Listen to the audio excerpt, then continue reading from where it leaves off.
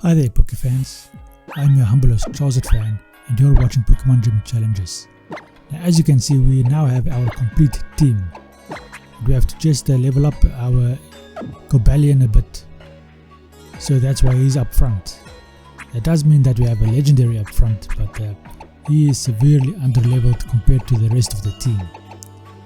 And since we are back in our own dimension or time frame or whatever you want to call it, we are all of our Pokemon that we started off with are back on their standard levels. I switched off experience share over there so that the Cobalion would gain all of the experience that he was going to get. And we are obviously hit with a Halo clip over here by Professor Sycamore. We still have one more badge to gain as well.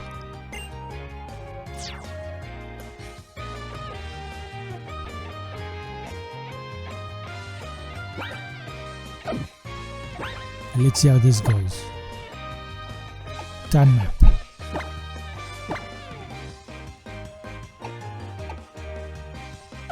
Okay, so I have to meet him in the next town over. I was just trying to figure out where the town is he was referring to. Funny that he calls me up. What the hell? Can't even go there. Oh no, I can. I thought they were in my way. Strange that he calls me up when I am on my way in that direction in any case. Ah, hi there kid. You wanna fight a legendary? Seems he doesn't have a scared bone in his body. And he has a Scolipede, so he is very confident. And Scolipede is actually a very good Pokemon, because with the correct moveset, it can do damage to almost anything. And the best thing he could have is at the moment. Let's see how much damage my Iron Head does. That does just slightly over half.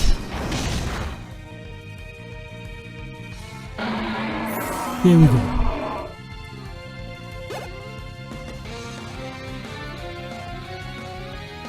Pinsir is next. Do I want to switch out? No. Pinsir is a pure bug type, and it has Mold Breaker. Sacred Sword perhaps will do the thing. Let's see how much that does. Hardly anything at all. And he goes for a Thrash. It does a bit of damage, but approximately the same amount that we did to him. Retaliate. It does a bit more, but not all that much. This time we are beating him out on damage. Okay, how much does Iron Head do? Now that does quite a bit of damage. Maybe I should have started with Iron Head as well. Granted that Iron Head gains stab. Maybe I should have changed that with a Volt Tackle or whatever that is, or Volt Switch. But I didn't actually want to switch out to Cobalion, so... Okay, that was quite decent. He's still screwed if he wants to try and fight against a Flying type trainer, or even a Fire type trainer. Earthquake will help him against a Fire type as well, but he'll need something to fight against a Flying type trainer like Rock Slide or something like that. Okay, so as always, feel free to rewind a little bit, pause the video if you want to read any of the dialogue, because I was talking over the dialogue right now. Not that I ever read it, but I was just saying, damn. Let me just get this bloody cell phone silent because it keeps going off right in the middle of my recording. This is the third time I'm trying this recording and it keeps just making a noise. Okay, who do I want to use against them? Volt Switch will definitely not work against Stunfisk. Sacred Sword might work. Iron Head will probably not work because of his ground typing, because that hardly did anything. He goes for a revenge, which is quite effective. Shall I do a retaliate? Okay, let's just see how much Iron Head does. Hardly anything. He goes for another revenge. That's going to take out Cobalion. Yep.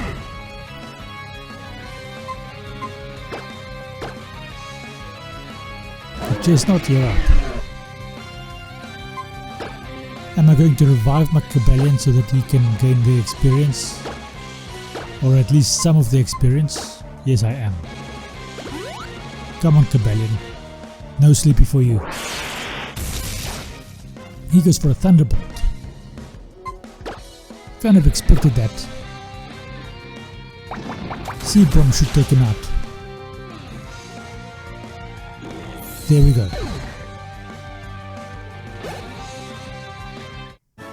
Chestnut, Cobalion.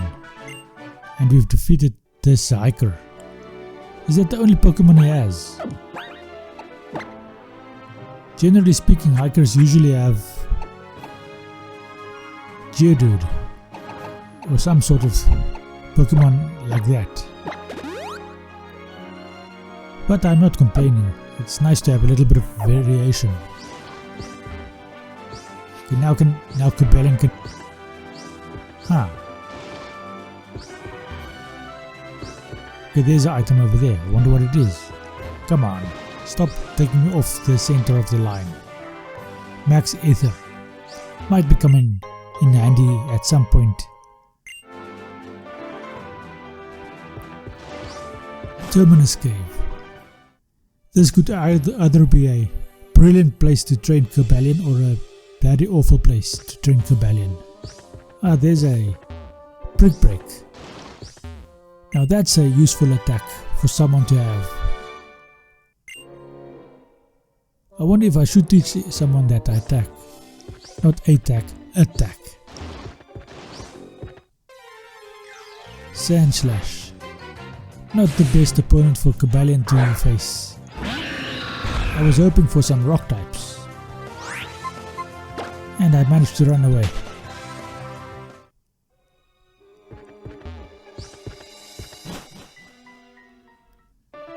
Okay, let's see where we go. Okay, I wonder if I can... Okay, I'm not even going to try and find out. No, I did. I went through the one side and came out the other. Okay, so we are looking around in our bag for something.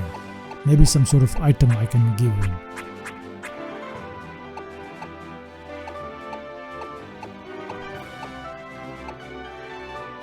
Ah, Max Repel. So I was looking for some Repel.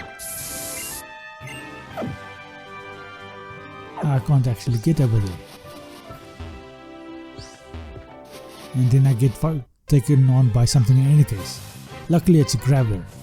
So my assessment of the hiker makes sense because Graveler is found in this area, so we may as well have also found a Geodude on that hiker's team. Ah, the bloody thing does self-destruct or explode. Luckily it hardly does any damage to us. How lucky can you be?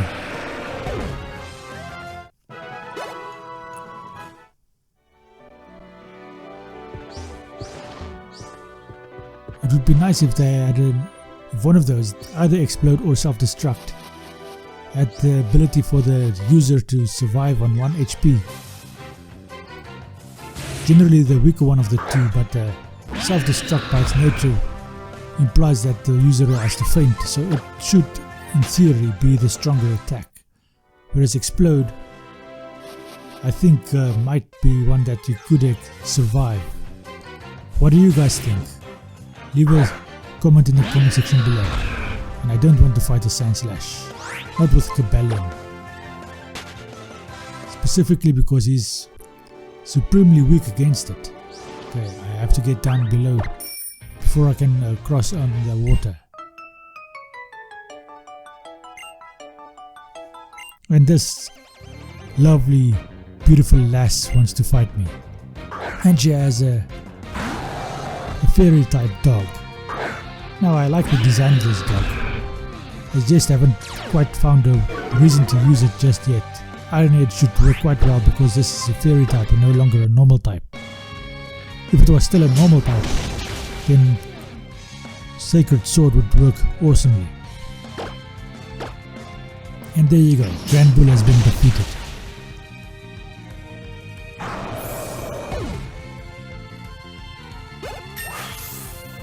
Gabalion finally grows to level 46. And now he's going to send out Dedenne. Dedenne is still a fairy type, so I should still be able to fight against it.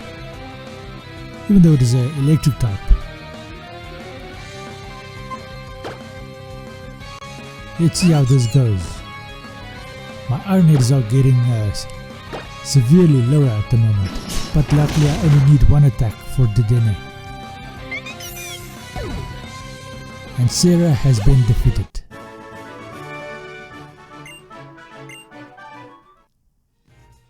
Now I won't tell my girlfriend the perks I got from defeating this girl up.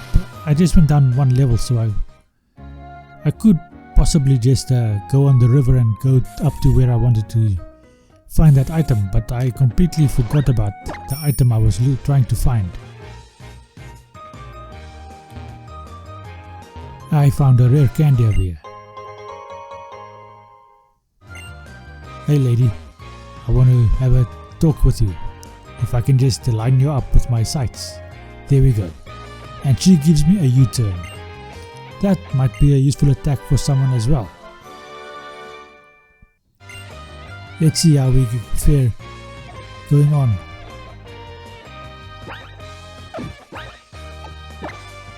Okay, so I'm going to have a look at who I can train up with these attacks. Thunderbolt, no one.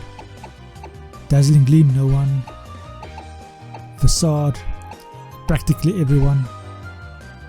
Frost Breath, no one. Focus Blast. Brick Break. And U-turn.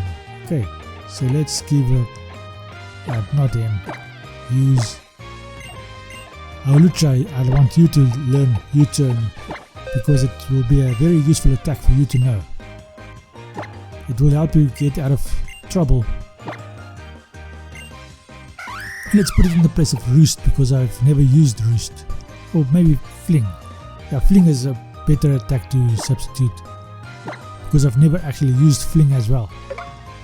Fling makes you throw away the item you're holding, so I don't want to do that. And no, we don't want to reactivate Repel either, because we're in the town. There's no chance of encountering any Pokemon while we're in town among the public where there's a lot of people. And plus the creators didn't make it so that you're able to encounter anyone. So these two people have quite interesting things to say. As always, I'm gonna repeat myself. You can pause the video at the dialogue box and read what they are saying. But it sounds quite freaky if I quickly quote what that one lady was saying. Seems like she wished she was a Pokemon so that she can live with someone. I don't know who it was. Okay, so I can't actually go down to the river over there. I thought I could. And since I don't have a repel on, I'm immediately attacked by something over here. Let's just run away.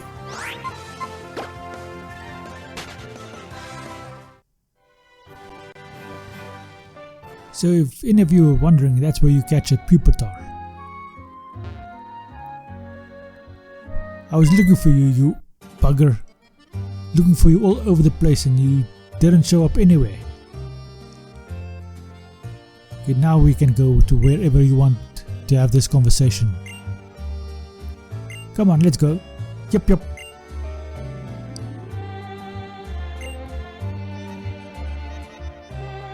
Okay, so again there's some dialogue where you can pause at if you want to read it. I just want to get through it quickly so I can go on to the next part of the game.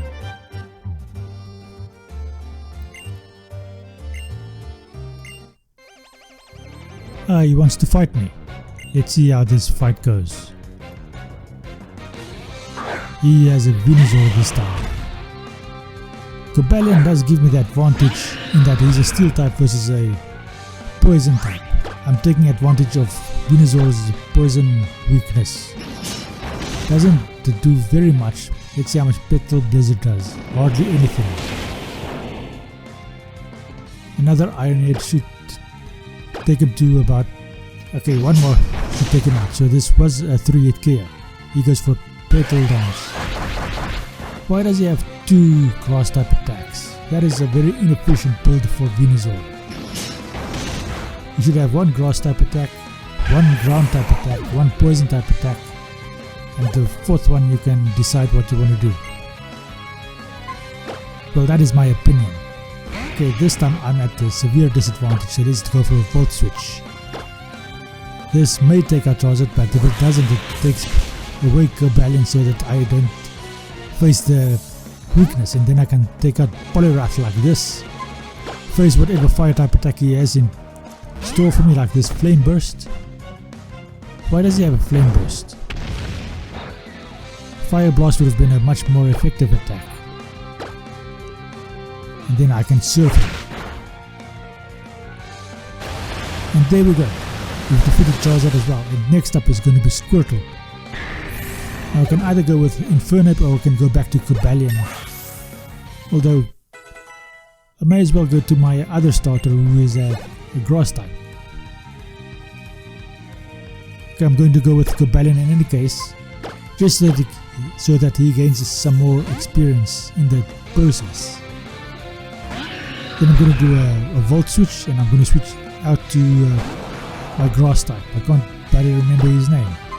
I've been using him all season long and I can't remember his name. What on earth is wrong with me? Okay, what's it? A Chestnut. There it is. Bloody Chestnut.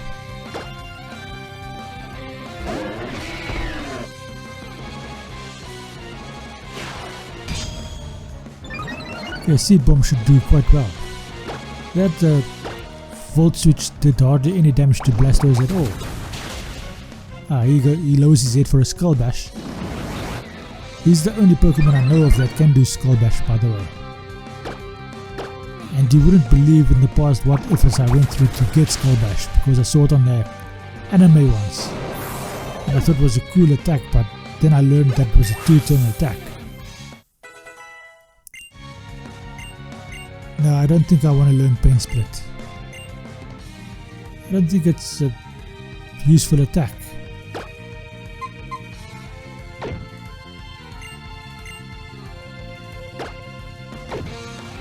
Keypad moves. There we go. It might gain me some healing if I do the Pain Split, but yeah, I don't think so.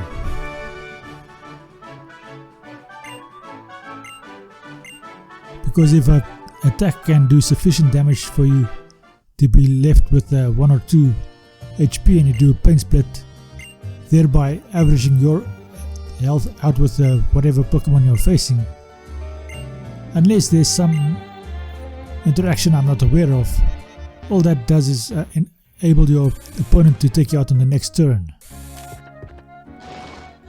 For instance, one of the interactions that might work, and I'm not so sure about, so you can leave a comment in the comment section below if you know. But say you use Pain Split against a Wailord with a very high health stat, or a Blissey with a very high health bar. Does it in fact average out your health with Blissey's health, thereby fully healing you if you have less than half the health that Blissey does or Wailord does? Or does it just restore yours by half? That would be an interesting experiment to conduct. But that will mean that I need to get into that specific situation, which is a very niche situation. So that's why I'm requesting from you guys to inform me on this, because there's a lot of you that have actually played the game and might have noticed how the interaction may work. Okay, here I can get onto the water. Why am I able to get onto the water over there? It's up a set of stairs. Makes me higher. Ah, there's a item over there. Now the question is, how do I get to it? Okay. I don't actually want to fight that fairy girl over there. And there's a Drapion that attacks me quite immediately. Let's run away from the Drapion. Dodge the fairy girl and start. Now, come on. A Sligoo. Not what I was looking for.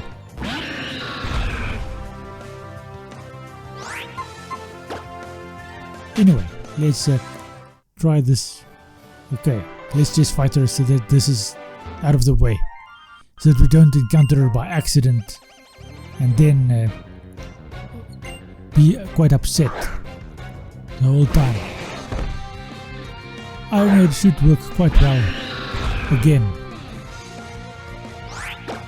At least I outspeed, and I take out the Mr. Mime before he has time to put up any barriers at all whatsoever.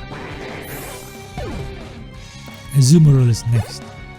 Azumarill also still being a fairy type and a water type. Let me just clear my throat quickly. There we go. Did that off recording. We did manage to hit this Azumarill, but it didn't do that much damage, and he put up a Rain Dance.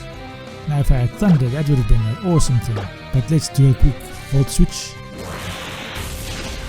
I was hoping that that would do much more damage than it actually did. Shall I do a Poliwrath? I mean, it is a fairy type I'm fighting against, so... Okay, Hawlucha, you come up. I don't know why I chose Hawlucha, but I'm choosing Hawlucha nonetheless. Okay, that did a bit of damage. Okay, let's go for a U-turn. Ah, that'll enable me to switch right back to Cobalion as well. The U-turn hardly did any damage. I was hoping that it would take out the Azumarill. He goes for another Hydro Pump. That does quite a bit of damage, especially since the rain is up. And there we go, we've taken out the Azumarill. Should have gone for the Ironade because now Cobalion wants to switch out. The Hawlucha grows to level 51. Okay, Scrafty, you're coming up. You're coming out. Aromatisse. Switch out to Cobalion. I mean, Cobalion is my only answer into fairy types at the moment. I should have a poison type attack somewhere, but I don't. So the steel type attack, Ironade, is the best attack I have against fairies. And this time it does take out the Aromatisse.